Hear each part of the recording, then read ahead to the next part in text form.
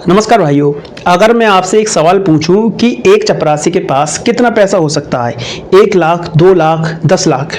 अच्छा चले ये बताइए कि क्या चपरासी की कितनी सैलरी हो सकती है, 20,000, 30,000। लेकिन अगर मैं यहाँ पर आपसे ये कहूँ कि एक चपरासी ने इन 8 सालों में लगभग 8 करोड़ 15 लाख रुपए का लेन देन इधर से उधर कर दिया। उस 8 करोड़ 15 लाख रुपए को अपनी 3 पत्नियां, एक साली, अपनी सास और 2 महिला मित्रों को बराबर बराबर बांट दिया।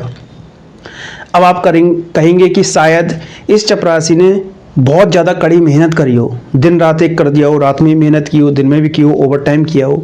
लेकिन मैं आपसे कहूँ कि उस चपरासी ने पूरी छुट्टियाँ भी ली हैं। उसने चाहे वो ईद हो, चाहे रामनवमी हो, चाहे वो गर्मियों की छुट्टियाँ हो, उन्होंने उन सारी छुट्टियों को अटेंड किया है। आखिरकार इस चपरासी के पास 8 करोड़ 15 लाख रुपए कैसे आए? क्या उसके हाथ में कोई ऐसी स्कीम लग गई? क्या उसके हाथ में कोई ऐसा तंत्र आ गया? क्या ऐसी चीज़ें हुई कि इस चपरासी ने 8 करोड़ 15 लाख रुपए इन 8 सालों में कमा लिया, यानी कि इधर से उधर कर दिया, लेन देन कर दिया। एक घटना निकल के आती है उत्तर प्रदेश के जिला पीलीभीत से। वहाँ एक शख्स, एक चपरासी जिसका नाम है इल्हाम उर रहमान शमसी। इस पूरे खुलासे की शुरुआत कहाँ से होती है? इस पूरे खुलासे की शुरुआत होती है फरवरी 2026 से, जब एक बैंक का मैनेजर अकाउंट चेक करता है और उस अकाउंट्स में देखता है कि लगभग 1 करोड़ से ज़्यादा का ट्रांजैक्शन हुआ है, और वो जो ट्रांजैक्शन है वो भी बिल्कुल संदिग्ध है। अब उस ट्रांजैक्शन के बारे में वहाँ के जो डीएम है, यानी कि ज्ञानेंद्र सिंह, उनको जानकारी दी जाती है, पत्र लिखा जाता है बैंक ऑफ बड़ौदा के मैनेजर के द्वारा। उसके बाद में जब कार्रवाई की जाती है, जांच पड़ताल की जाती है, तो इसके जो खुलासे हैं वो बड़े ही अलग तरीके के होते हैं। मतलब कि शासन से लेकर प्रशासन वो भी अपना माथा पकड़ लेते हैं कि आखिरकार एक चपरासी के पास कितना दिमाग है और उसने कैसे सरकार को, इस शासन को, प्रशासन को किस तरीके से चूना लगा दिया। अब जांच आगे बढ़ती है और इस शख्स के पास जाया जाता है, यानी कि इल्हाम शमसी।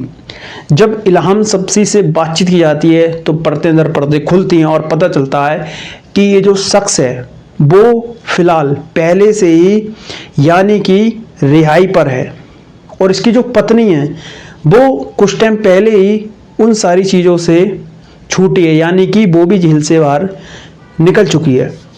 जब इससे बातचीत की जाती है तो पता चलता है कि ये लगभग साल 2018 से इसने फ्रॉड करता है, और जो फ्रॉड है वो इस तरीके का है कि ये पहली बार जो चपरासी होता है वो होता है DIOS, यानी कि डिस्ट्रिक्ट इंस्पेक्टर स्कूल, यानी कि जितने भी जनपद में स्कूल होते हैं उन सारे जनपदों में जो भी फाइनेंशियल काम होता है, यानी कि चाहे वो आपके स्कूल में चाहे पार्क का काम हो, चाहे वो खाने का काम हो, चाहे वो पेंशन, स्कूल के टीचर की पेंशन हो, ट्रांसफ़र हो, किसी भी प्रकार का जो भी काम होता है फाइनेंशियल, वो सारा काम होता है DIOS के द्वारा। तो उस जगह पर ये शख्स यानी कि इल्हाम शमसी उस जगह पर होता है चपरासी, और उस चपरासी का काम करते हुए वो साहब लोगों के, बाबू लोगों के भी कामों को करता है। आप में से अधिकतर लोग जानते हैं, चाहे वो बड़ी बैंकें हों, चाहे वो कोई भी सरकारी दफ्तर हो, वहाँ पर जो छोटी स्तर का व्यक्ति होता है, यानी कि छोटा वर्कर होता है, पहली बात ये चतुर्थ श्रेणी के वर्कर थे, तो ऐसे ही वहाँ के जो काम होते हैं उन सारी फाइलों का हो, जो भी हो, वो सारे काम ये करता था।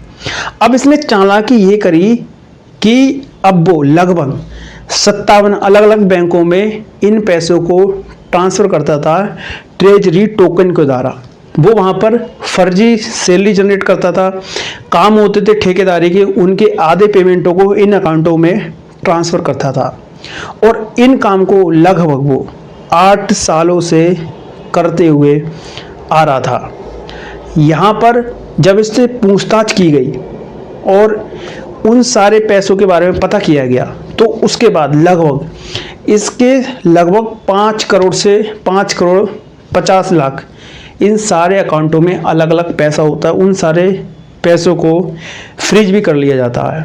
अब ये सारी जो घटनाएं होती हैं कंप्लीट होती हैं, यानी कि इनकी गिरफ्तारी वगैरह, वो टोटल 7 लोगों की गिरफ्तारी होती है, जिसमें महिलाएं हैं और खुद इल्हाम शम्सी भी है, जो कि पहले से ही बाहर था।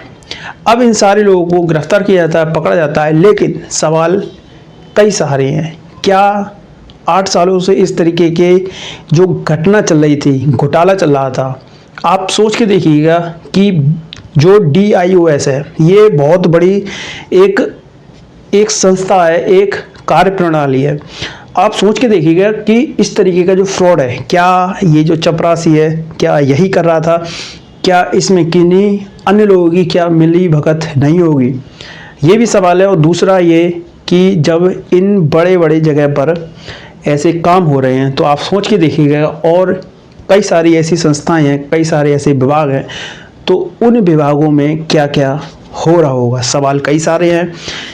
बहरहाल ये 1 तारीख यानी शुक्रवार को इन सारी घटनाओं की जो कवरेज है, न्यूज़ हैं, वो न्यूज़ में आती हैं और उसके बाद लोगों को पता चलता है कि एक शख्स जो मामूली सी चपरासी की नौकरी करने वाला करोड़ों रुपए की ज़मीनें खरीद रहा है, घर खरीद रहा है, गाड़ी खरीद रहा है और उन सारे पैसों को अपने अलग अलग रिश्तेदारों को, अपने फैमिली के अलग अलग मेंबर्स को दे रहा है। तो वो पहली बात तो लगभग 3 बीवियाँ उसके साथ थी, 2 उसकी महिला मित्र, सास और साली, उन सभी को पूरी तरीके से उसने माला माल कर दिया। अब लगभग 7 लोग गिरफ्तार हो चुके हैं, जेल की सलाखों के पीछे जा चुके हैं। आप इस पूरी कहानी पर, घटना पर क्या राय रखते हैं ज़रूर बताएं। आपका बहुत बहुत धन्यवाद। और इस स्टोरी में आपको कुछ भी गलत लगा हो, कुछ भी गलती हुई हो तो आप उसको ज़रूर बताएं। और अगर आपको ये वीडियो अच्छी लगी हो तो प्लीज़ आप चैनल को सब्सक्राइब, वीडियो को लाइक ज़रूर करें। बहुत बहुत